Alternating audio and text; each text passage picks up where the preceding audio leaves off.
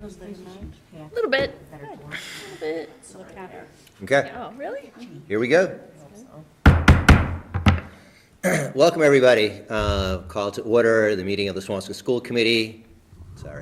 Regular session agenda for Thursday, January 9th, 6 o'clock. You are at Swampscott High School, and I'd like to call this meeting to order. And before we do the Pledge of Allegiance tonight, today, as said by President Biden, is a day of mourning for President Jimmy Carter. So may I ask that we just have a quick moment of silence.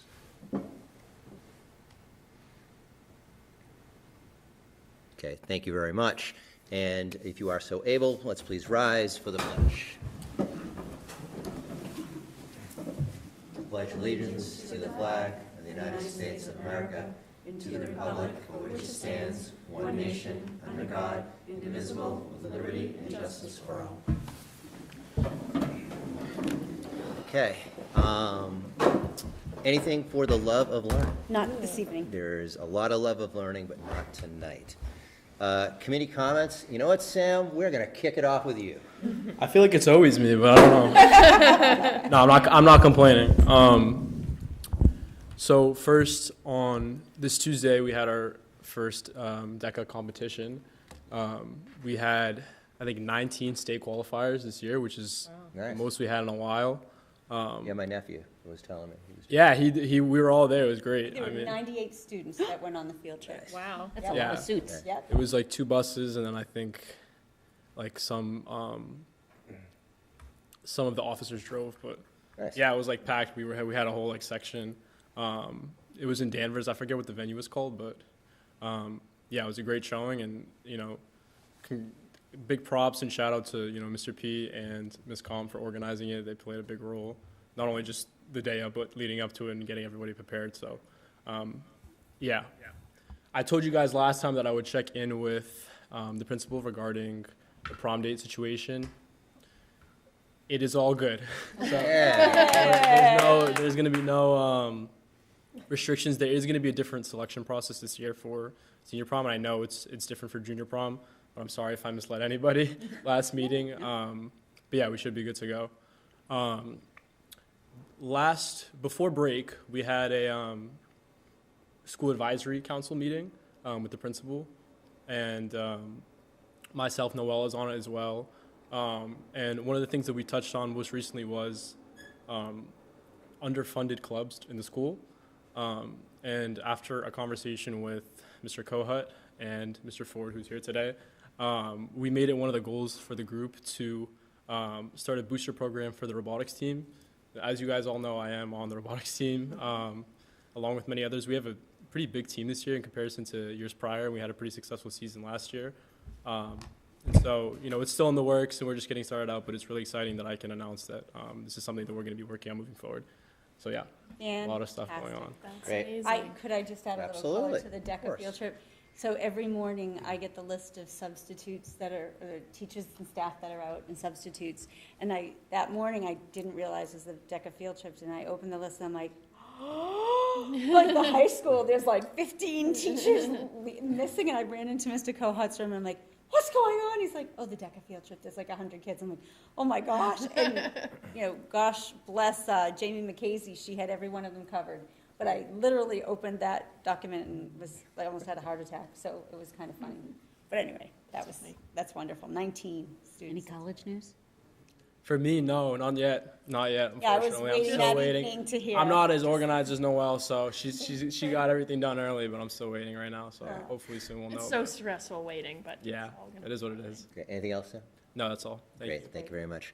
Noelle, the floor is yours. I have no real updates, but since I was last here, I had the opportunity to go to the band Disney trip, and I just would really like to thank the school committee for that opportunity. It was such an amazing trip, and it was really a trip of a lifetime. So I appreciate you guys hearing Mr. Roby out and letting us take such a wonderful trip. Great, Fantastic. thank you. Do you have college news? Yes, I've heard back from 5 out of my 9 schools, and I got into all 5, which is very exciting. Yes, all right. Wonderful. Congratulations. Thank We look you. forward to hearing more news. That's great. All right, Suzanne. I have nothing, thanks. Okay, John? Amy? Well, I want to give a shout out to, we talked a little bit about it in our, but I want to give a shout out to our admissions group, our college counselors here at the high school. I know that they'll come to us with a big download at the end of the year, which is always exciting. But I'd like to think that some of the success that we've had is because of the fact that they're no longer ranking like what all elite schools do. Yes. And because of that, or not, I shouldn't say because of that, I would say that is probably a contributor to the fact that we've got a kid into Dartmouth. Nice. And I think an early into Northeastern. We know that how competitive that is. And I'm not even familiar with all the others, but there is a pretty growing list. So kudos to the admissions team and to, for the administration for making that change.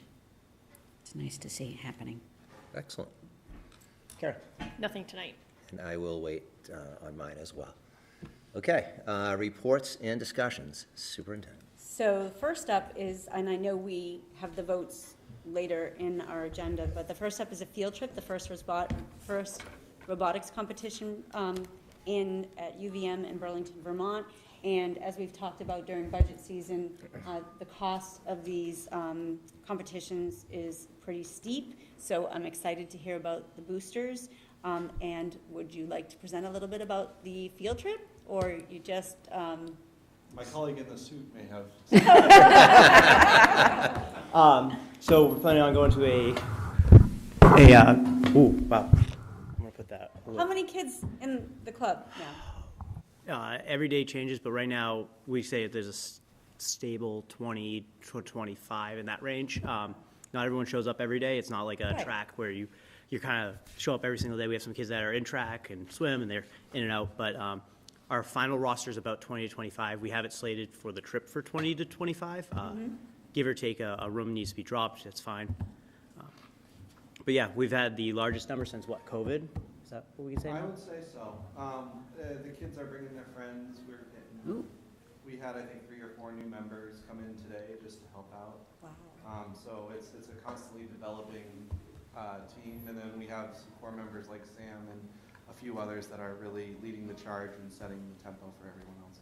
Well, I will say, pre-COVID, I attended, I think they were holding it at Reading High School. I attended a first robotics competition, and my goodness, a football game has nothing on a robotics competition. And how interesting and exciting, and I love when we see the videos on Instagram or in the old days, Twitter, of the practicing in the hallways. It's something that is, I'm so proud of, and how strong our team is here. And so we bring it before the committee formally because it's an overnight trip and it's an out-of-state trip. And we've done these before, but I don't know if the committee has any other questions. Any questions? Did they stream it? They have in the past, right? Yes. Yeah. You They can do actually stream watch it, yeah. How much is the competition? How much is it to join? How much is it per kid? Okay, so to go to this event, it's $300 per kid. The breakdown is it's about $220 per for the hotel for both nights, and then the remainder $80 was going to go split for 2 nights worth of dinners, just so we can all have a nice night out, team bonding, just to make things easier. Typically, what was our dues in the past? We've had, our dues have changed depending on what the needs of the team have been and how much fundraising we've done. This past fundraiser, we made around $1,500. Great. In our booster in our fundraising over this past one, so we have a little bit of money to put into the robot. It's a complicated question because, as I said, we have 4 new people who just walked in today. I don't want to have them walk in and be like, "Thanks for coming in. That'll be $200, please." So we try to keep it open for students, and then we charge them when we go on the trips. So that's like your commitment is all right, you're on the team, you're going to go to a trip, and so that's where we ask that little extra money. So we talked about having $220 will cover the transportation as well as the hotel stay, and then the rest of the money will be the dues for the team. And the registration fees are incredibly costly, especially as you make it further into the competition. I remember there was a flight Right. one year. So one of the things we're working on is trying to get more funding from the schools and from boosters due to the fact that the cost of the competitions is raising more and more every year. Since the pandemic, all of our corporate sponsors have dropped us, essentially. We used to have a really big thing with GE. They'd send 2 mentors every year to help us and help foster the kids. And since the pandemic, all that extra money has sort of drained. So we are operating basically by begging people for money in the community. And and so what we're hoping going forward is to establish something so that for example, last year we did over 8 different fundraisers to raise that $6,000 needed to compete in those first 2 competitions. And there's an additional $4,000 needed to compete at states. So that's $10,000 just in registration fees, not including the robot. So it is a lot of money, but I believe it's really worth it. I would say that anyone who is involved with the team will come out of it saying this was one of the most beneficial parts of my Swampscott career. And I would like to say that the engineers that we have leaving the school, I'd say, are much more well-equipped when they go through the robotics team. Can I just ask a question? Can you just explain to us, and I'm just curious, I mean, I know one of my kids did it in one of the infancy years way back when. What actually happens at a competition? Or Sam, you can answer it too if you'd like. Yeah, so competitions are essentially organized around the teams who are competing. Teams, really range in size. We're actually a smaller team in comparison to some other teams out there. They're not just organized by school. There's a lot of them have an amalgamation of different schools together. So it really varies depending on size and resources when it comes to money. For the competitions, especially, they're essentially organized into district, state, or championships, and then world championships. So each team needs to usually compete in 2 district events. These have usually been regional. Last year there was one in Reading and then one in Revere. But then the reason we're going to UVM this year is because the one in Reading got canceled. Essentially, they're not going to be hosting the event there anymore. So we're required almost to go to UVM if we want to get those 2 events in. And a lot of higher level teams, they do 2, 3, maybe 4 even district events. But talking about events specifically, essentially each year, First Robotics Competition, the organization that organizes First Robotics teams, releases a game. For us, it was on Saturday they released the game, and you have 6 weeks to prepare and build a robot around that game. There's a lot of strategy, a lot of engineering and math going behind it. And it's really a team effort every single year. And so after the 6 weeks are up, you sign up for the competitions and you show up. And usually it's 3 teams against 3 teams. You have a certain number of qualifying matches, basically. Each competition is set up where you have these qualifying matches where they're just randomly selected teams. And you go and compete. And then based on your performance in those matches, your points, how many points you score, and different things you do in the match, it's different year to year, depending on the game and the different objectives that there are. They rank you, and then at the end of the qualifying matches, there's usually about 10 to 15 that you're able to play in. And then total, there's close to 100 or something like that. There's a competition where the teams form alliances, and they compete against each other to win the championship for that event. And so there's a lot of, stuff that goes on behind the scenes. There's a lot more Well, you're repairing intricacy the to robot in between rounds. Yeah. Something happens, they're all in the corner working on the robot. There's ranking points that are not just, event specific, but they apply to your entire season. So they depend on, based on the amount of ranking points that you have, you may or may not qualify to go to states or to go to the world championships. States like we did last year, world championships, I think the last time was in 2019. So basically that's how it's organized.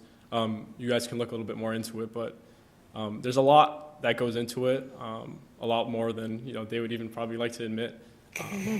So what does the robot have to do this year? So this year, the game is centered around two game pieces. One is like a PVC pipe cylinder, and then the other one's a ball. You can score the ball in different zones. One of them is like a slot on the wall. Another one is this big like trough in the middle of the field. You can like shoot the ball up into it. And then there's like a cage in the middle of the field where you can pick up the cylinders and score them onto that as well. It's different year to year. Last year there was these foam rings, and you have to pick them up and shoot them into slots on the wall of the field. Yeah, and one year it had to be able to do a pull-up or something. Yeah, right? we have to be able to climb every year. There's some type of like climbing Okay. aspect as well. So the robot has to be designed around all these different objectives. So it's really difficult, That's but awesome. it's pretty exciting. Sounds really great. Can I ask some questions? So I don't know if you guys know, I don't know if you know, and Cheryl's not here. What commitment does our budget have to the robotics team? Nothing, which is why we put $10,000 in our request this year. Good. I was going to say, we sponsor athletics and we sponsor the arts, the Right, band. well, And remember, we had this situation years ago with the music department. Yep. And with drama. Mhm. And that's where I came up with the 10,000. And when you said, Mr. Crocker, the $6,000, that's always stuck out in my head. And I know when they went to the Worlds, I remember exactly where I was when they were saying, where do we get the money? We'll find it, we're just paying for it. Right.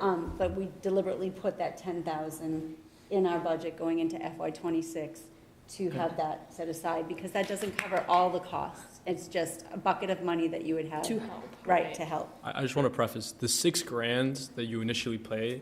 All that does is register you for Yes. Yeah. Right. Yes. It's just Right. the cost. And then there's the additional cost for each event that you attend. Yes. Okay. And then if you want to advance to the next level, let's say you can qualify for the championship competition, you have to pay more money, and this is all outside of the robot. And, Right. Well, every year. that's not unlike sports. Exactly. The better you are and the further Right. you get, the more it costs. Right. Right. But So- it's difficult in that you're competing against teams who have a lot more resources than you have, a lot more students, a lot more sponsors, and it's not regulated. So you have a team like us who's has a couple mentors,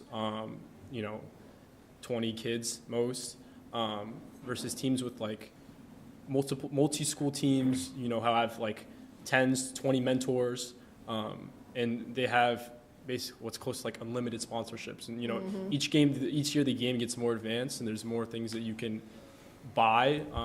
One aspect of the game that we don't like, one aspect of FIRST Robotics that we don't like is the fact that it's, each year becomes more, we like to say pay to win, and that like you can buy different kits and parts for the robot that give you an advantage that you Right. otherwise wouldn't have. Do you think that the judges factor that in, or they want to see how great it is? They don't care what the For price them, is? it's all objective.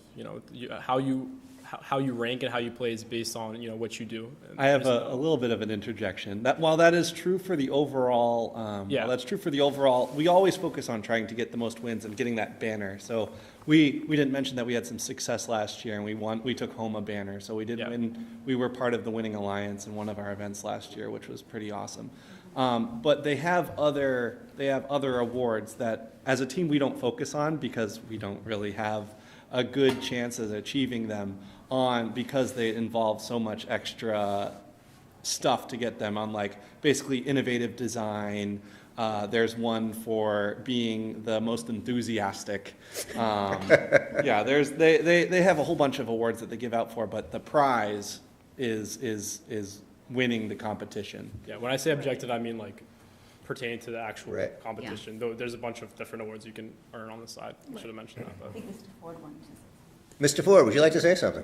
Yeah, so I just wanted to add a few things that, and these guys might be a little shy to say it, but beyond that 10,000, they really need some more money in order to, succeed. And if you go, I just went into one of their practices, I guess you could call it, and there's such a positive vibe in the room between the two teachers. They have an advisor, and they had to kick the kids out. All right, because everyone wants to stay there. It's not like, I asked them what time this session was. They said 2:45 to 4:30. At 5 o'clock, they're kicking, like, guys, you got to leave. You got to leave. People want to stay there. Right. And when you have that much enthusiasm, it's just something we got to find a way to get behind it, and try to keep the momentum, because it died a little bit during COVID. And I just think that there's a lot of momentum that we could capitalize on here and keep the enthusiasm. Like Sam's a great role model, like he inspired me to get involved. And when you have kids like that he inspires other students to join, it's just a great thing that I think we have to, kind of keep the ball rolling and support, like we do with all, the sports teams when our football team's going to the Super Bowl. This is their Super Bowl. And Right. I just really want to, just voice my support. And it's just I suggest going into their room after school one day, and you'll see the positive vibes coming out of there. It's really something to see. Thank you, Mr. Ford. So I know that it is not our job here to solve this, but can we dovetail this with our innovation pathways? And in the same way that innovation pathways has sort of a formal opportunity to pair up with corporations like GE,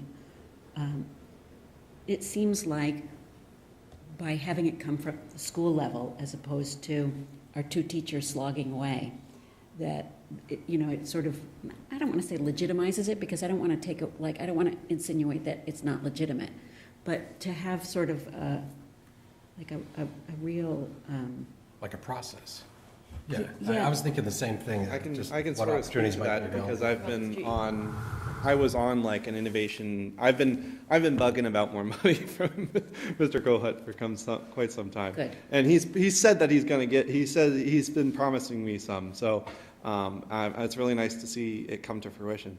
But they've been talking about getting robotics inside the innovation pathway. I teach a robotics class at the school. Engineering applications, we're talking about fitting it in so it grows more. But the problem that I've had is it often gets kicked, it keeps on getting kicked down the line. It's like, oh yeah, we're gonna get this involved now. We've been talking about the computer science pathway and how robotics could fit into that. And with Jean leaving, I'm not exactly sure how everything's going to pan out. It made me a little bit nervous. I was like, "Oh no, okay. Well, we're good." She was our main cheerleader in that field. So it makes me nervous when you say that, in the sense of trying to implement it into the pathway, just because I've been told that for the past couple of years, and we haven't made any progress. So it's a little bit that's just like okay, but I'm a little bit nervous. Well, I guess this is a great time, and it's a great thing that you're here tonight, because we're in the middle of going into budget season, and these are the things that we're talking about with, in terms of what do we want versus what do we need. Right. So the short answer to your original question before Mr. Crocker explained a little bit more is that, the Innovative Pathways is a program within the school day right now versus a robotics club. And so that movement that you're talking about, I'm glad you explained it a little bit more, in order to move it into a program within the school day is going to allow us to do more. We have the career coach and the internships, so we need to move that forward. And I am giving an update that we have 3 of 8 interviews for the Director of Teaching and Learning. We have 3 moving forward, so we are moving that process along. And I can just make sure that when they get to me as a final interview, I can talk about incorporating robotics as another program. So I appreciate that insight. Thank you. I mean, Amy, when you were talking, I was thinking you were talking about sponsorships and using the connections from Innovative Pathways and the internships to leverage those to reach out to those same corporations to see if there's possibility for sponsorship, or having a letter from the superintendent, or the superintendent reaching out to some of those people as in a more official kind of higher level capacity, like to leverage some of your authority to beg for sponsors, or to reach out to GE and say, we had such a great collaboration a few years back and we missed that and we need that again. Is there engineers you can send to us? Because I do remember when there was engineers here for that program, and also, it's dependent a lot about the students. I know a long time ago when my son was in high school, there was a couple fathers that were unbelievable engineers that were mentors as well. Right. And probably worked at G, do you know what I mean? Yeah, It like, was right, I'm just saying, like, even the ones that didn't, just like gave their time, and I think like, you know, when you have 20 kids, you know, maybe you have an engineer or parent, but if you don't, it's like so great. I think we should use the power of the school to help make make them make sponsors. It's all good. Well, do they have to wait, or can we No, vote on this now? it's okay with everybody if we vote. Can someone please make a motion to approve the field trip of the high school robotics club to a competition at UVM? I will make the motion. 1 second. Second? All in favor? Aye. All opposed? It carries unanimously. Mr. Crocker, Mr. Wildman, thank you so much for coming. Thank you very much. Appreciate it. Thank you. One last question. Absolutely. Joe, do you have kids in the club? Joe? Do you have kids in the club? Which Joe? Oh, sorry, Joe Ford. Do you have kids in the club? What's that? Do you have kids in the club? How did you No. get involved? No. I got involved because my hearing is kid. very awful. I got involved because I'm on the school advisory council, and I was sitting next to Sam, listening to him talk, and I also know from watching and participating in school committee meetings that he's a representative here, and it just got me thinking that this is something that I want to get behind, my new little pet project, and he's an inspiring young man, and I just observing him interact with his teachers, with the other students in there, you know, it's something that you want to support, and Sam inspired me, so. Oh, Thank you. I appreciate that. It took a little convincing too. It was- And talking to the teachers, these guys are so, look, it's dressed up in Yeah. a suit. Look, I mean, this is important to these guys. It really, and you can just see the passion, and they've done more with less, which to me should be commended. You know, and like if I was a judge in this competition, I just kind of heard that there's some other programs that get donated a lot of money. Like, I had heard $225,000 over a 3-year period. I'm not going to state the school because I'm not sure how accurate it is, but just if that's the truth, these guys are at a real disadvantage. And if I was a judge, I would know that these guys aren't nearly getting the financial support, and I judge them based on doing more with less. And if if you're judged on doing more with less, these guys would win everything that they enter just because of their positivity and their commitment to what they're doing. And it's nice to watch, so that's why I got involved. Thank you so much. Thank you, Mr. Jeff. Ford. Thank you. Mr. Ford. Oh, thank you. The next item on the agenda is the annual report from the North Shore Education Consortium. This, remember, is a consortium of out-of-district programs that I present a report to you annually, where we try to look at utilizing this consortium, because if you go to page 21, you will see the daily rates, and it is cost-effective. This is as a member district, there's 18 or 20 member districts. This is the organization that has a board made up of the superintendents of the member committees. This is the one that I was chair of for 4 years and am now the chair of the facilities subcommittee. But what I want to point out to you is the various programs in the table of contents. So they have the Kevin O'Grady School, they have the North Shore Upper Academy, the Lower Academy, the Topsfield Vocational Academy, and Recovery High School, and then we have transition programs like Embark and Soar.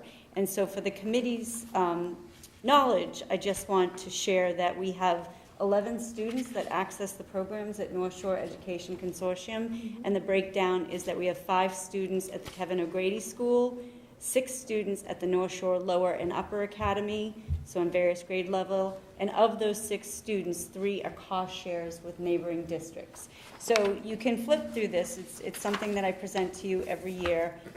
It's interesting because we are like the school committee of the consortium, and we have board meetings and the finances and all of that. But if you look on page 8, you'll see the students, a line graph of the students served by each of the districts. So obviously Peabody, Lynn, Gloucester are up there. you can see where we are somewhere towards the lower end, but those are the member districts. And I am hearing that potentially Georgetown might join us as well. They have the same issues we have, facilities, programs where they're being housed. And so this is a really feel-good report that has to be done in this format and is submitted to the state annually and needs to be presented to the school committee. So nothing needs to be done. It's just to let you know that this is one of our out-of-district placement go-tos because of the fiscal benefits of utilizing this program. Can I just ask you a question? First, this is great. I mean, for those who have never read one of these reports, I'd ask you to do so. It's a ton of information here for this particular population. I know last year, a couple of years ago, we had there was some challenge with the actual physical plant.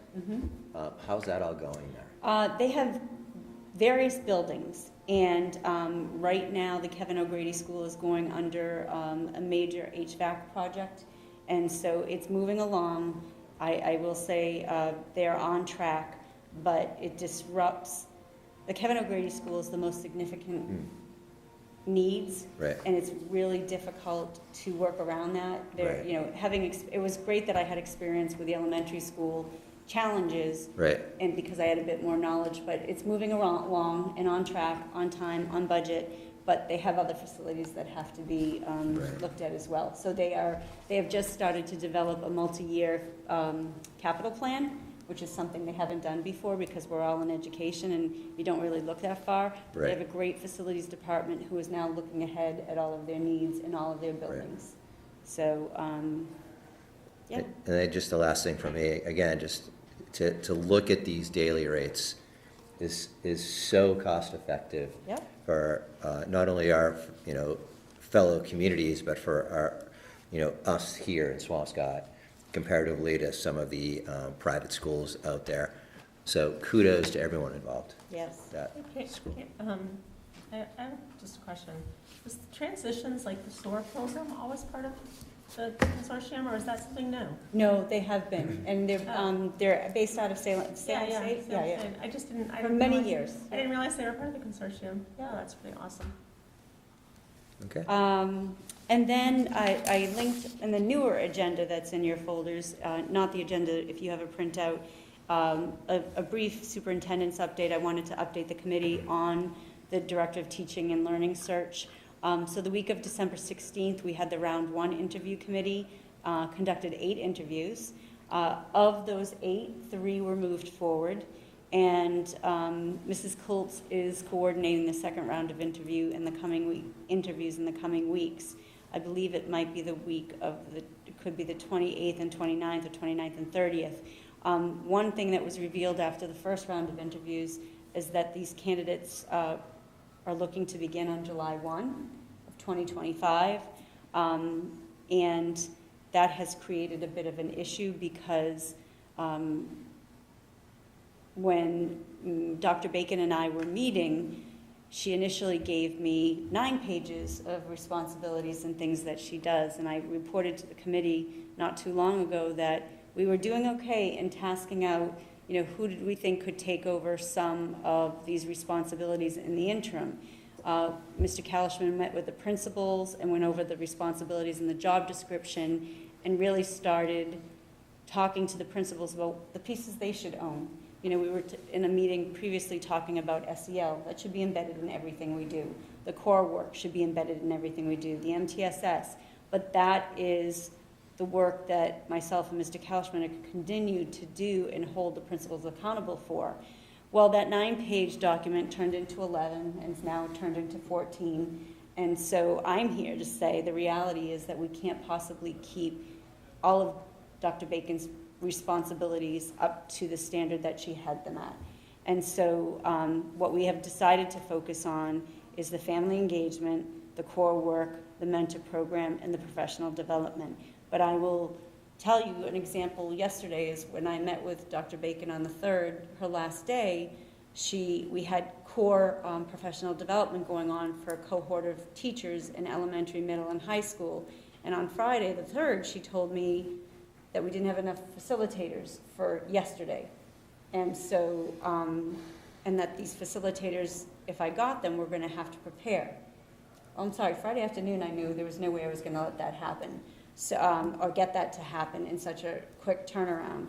So we had to concede that yesterday those teachers did something else, and we'll get back on track. But, you know, we've got the coaching of Mr. Kalishman going on, we've got budget, we've got bargaining, and I've got my daily responsibilities, and so we're doing our best, but I'm here to tell the committee, honestly, the best is all we're gonna be able to do.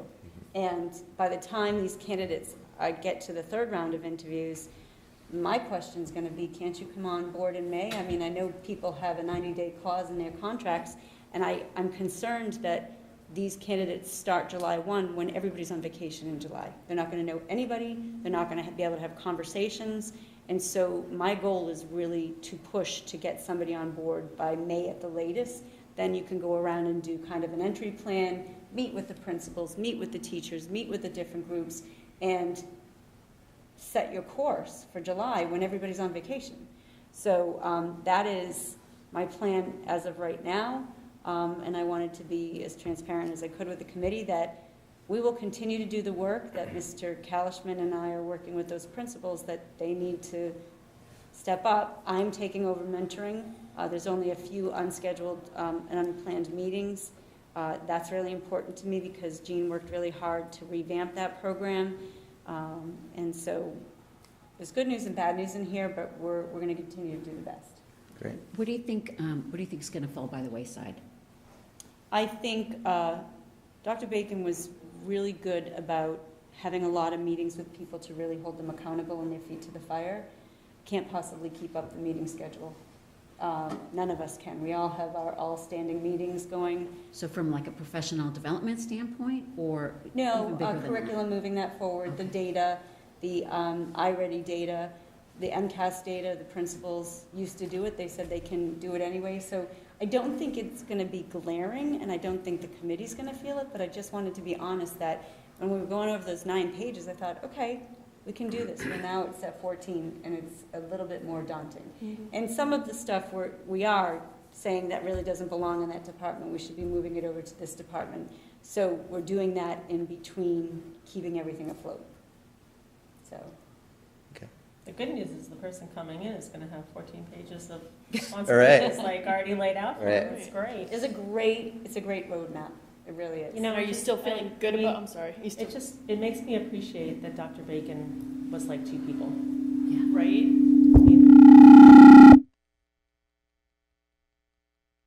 really a talent. Right. And are you still feeling good about the candidates? Very, very strong. The 3 are very strong. We'd be lucky to get any one of them right now. Great. What about curriculum review? I know that, we were talking about, I think it was a new history. Yes, Curriculum. that is all done within the budget. It was done by Dr. Bacon before she left, so everything that we have in there, that was, the minute we learned that she was leaving, we wanted to make sure her budget requests were in there. And so they are. Great. And then just an update on the UU Church parking. I had written this before. This afternoon, I got word that Max and I met with our attorney earlier this week to review the red line changes in the license agreement that the UU Church's attorney looked at. As of this afternoon, I'd say by 3 o'clock, we are in full agreement, and they are just looking for, there's an insurance issue, like they want to be insured, and Max is following up on that. But as far as we're concerned, their side agrees with everything, our side agrees with everything, and so hopefully that will be happening soon. I know Great. that will alleviate a lot of parking issues over at SES. Again, 45 spaces are what we're looking to use during school days. Okay. That's my report. Great. I have a couple things. School committee chair comment. Joe Dulett cannot be here tonight, so I'm going to play the role of Joe Dulett. Swampscott High School Auditorium upgrade, final stages. So I'm just going to read this if you guys don't mind. This is from Joe last week or 2 weeks ago. Hello, everybody, and Happy New Year.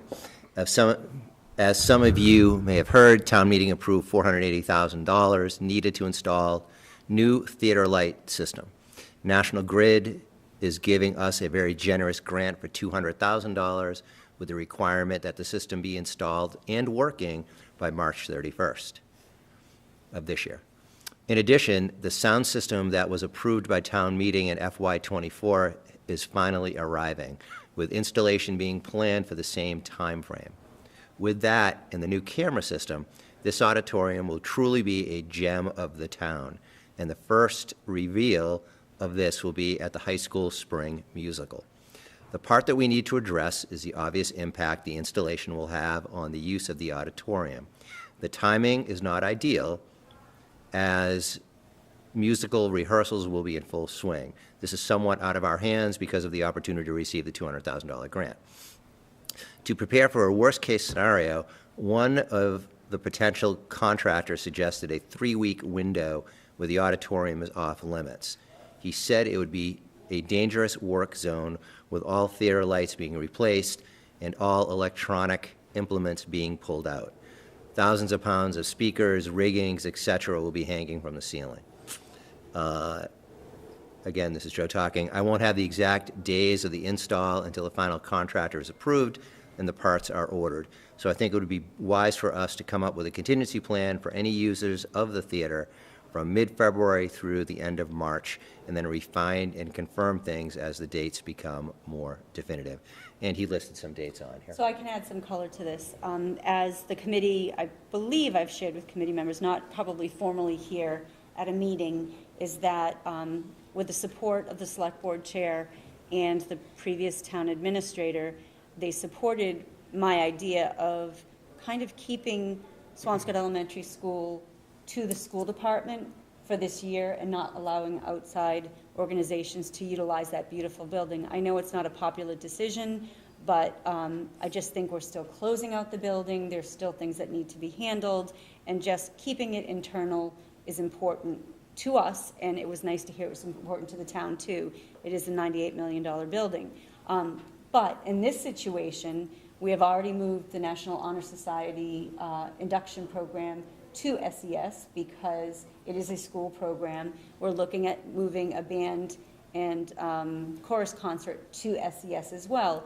I think it is twofold of a benefit. Number one, not everybody made it to our ribbon cutting. Some people have not seen that building, and I think it would be an opportunity to really shine there. The alternative is the Little Theater, which is a very dark space at the middle school.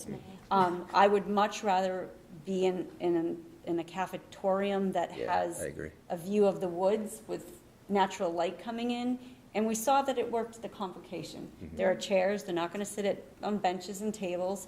And so for these plans and rehearsals, I am opening the Swampscott Elementary School knowing that they're going to have to coordinate with the extended tape program, which runs till 6, and they utilize that cafetorium.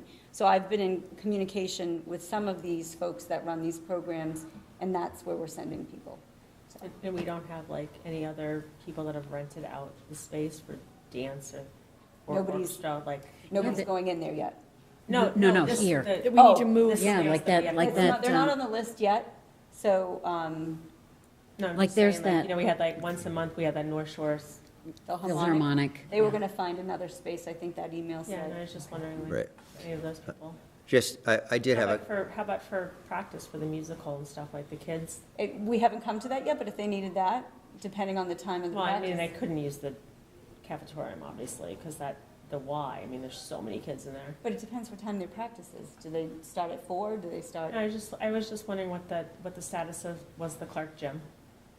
I have not heard any update on that. No, but I'm just saying for rehearsals or something, like, it's a place where students that are freshmen and sophomore could walk to. I was just trying to think, like, you know, if that could be made available for rehearsal space, if they needed it directly We'll after accommodate school. whatever Yeah, needs just- are. Yeah. just so everybody knows, I did ask, I pushed back a little bit with Max, asked a couple questions. This is my question: safety and security of students and staff during construction. He replied, during the construction period, until a room is deemed safe, the auditorium will be 100% off limits to students and only open to staff who are involved with the installation conversation. Any administrative or staff members that would like to access the auditorium during the construction time can connect with me or Max so they can kind of figure out how to do that. My last question was about funding, additional custodial staff, time and expense. And Joe replied, the installation should all be happening during times that custodial staff is in the building. The extra work that might arise relates to the removal of elements being discarded. We will be renting a dumpster from the project funds for disposal, but it could be helpful to have an extra custodian to help move everything to that dumpster, and we'll leave that up to Max. So those are just my couple quick questions. I think also, Superintendent, like we quarried any workers that worked in SES Always. during the day. If they come in the building, Always. right? Yeah. Yep. Great. I have a question. A couple of weeks ago, we approved a gift from, the name is going to escape me, but that very, Weatherspoon the Foundation? Weatherspoon Yeah. Foundation, as a gift to the AV group. Mm-hmm. Is that is that the auditorium, or is that the room in the back, which is more of the classrooms? I believe it's the classroom. Okay. Okay. It was for his program. Anything else on this? Okay. Secondarily, because it was mentioned last night at the select board meeting, two things. One, the next tri-chair meeting will be taking place next Monday morning at Town Hall. Ms. Stella, the superintendent, myself, Mr. Kalishman will be there from the school department, and select board and finance committee from that side as well. And then lastly, just so everybody knows, we are having a joint meeting of the select board, the finance committee, and the school committee on our next meeting, which is January 23rd at 6 o'clock here at Swampscott High School. That'll be, all three committees will get together at that time. The last item from me actually came from the town moderator.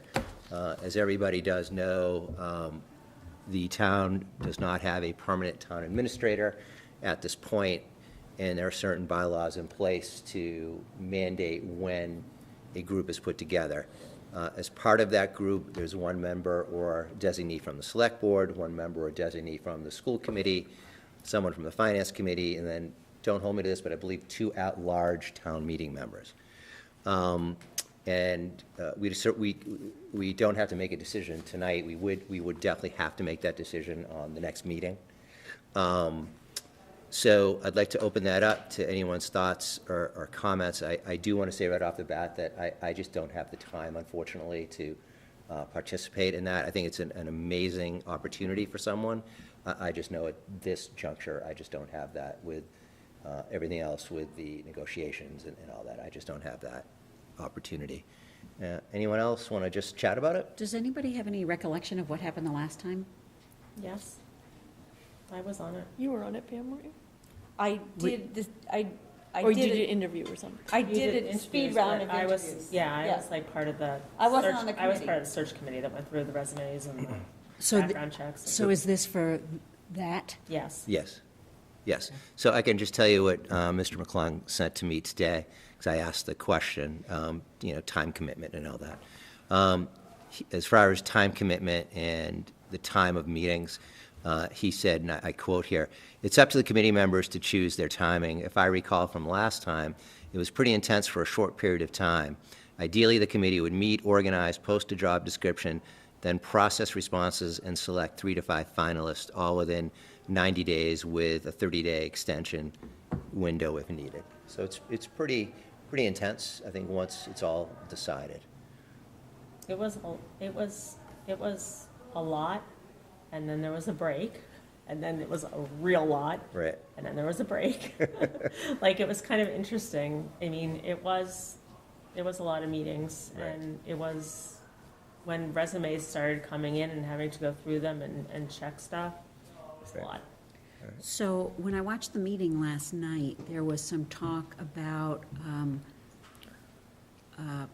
nominating somebody who wasn't a board member, but an HR person,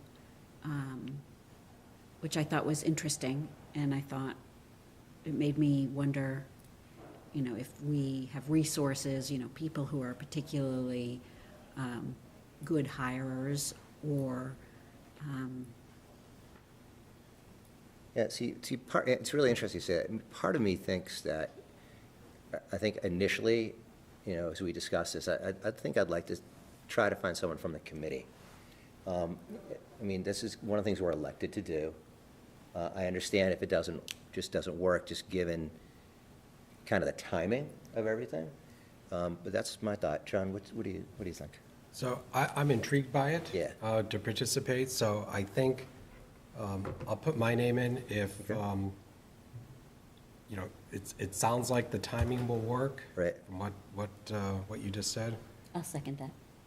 I'm in favor. I'm about to hit my heavy travel season, and I'm so. Well, I appreciate that I appreciate the particularity that your style of particularity when we were looking at the new superintendent, and the questions and the rigor that you brought to that. Right. So if you brought that to that program, I would be. I mean, we can certainly vote on this tonight, or we can all kind of think about it and come back in 2 weeks. I kind of want to go with just a flavor of the board, what everybody thinks. I mean, are you sure you want to do it, or are you just thinking about it? I think we You're should. throwing your hat in. Yeah, I'll do it. Okay. Okay, I think, All right. well, Suzanne wants it. I'm like, yeah. I think we got our person.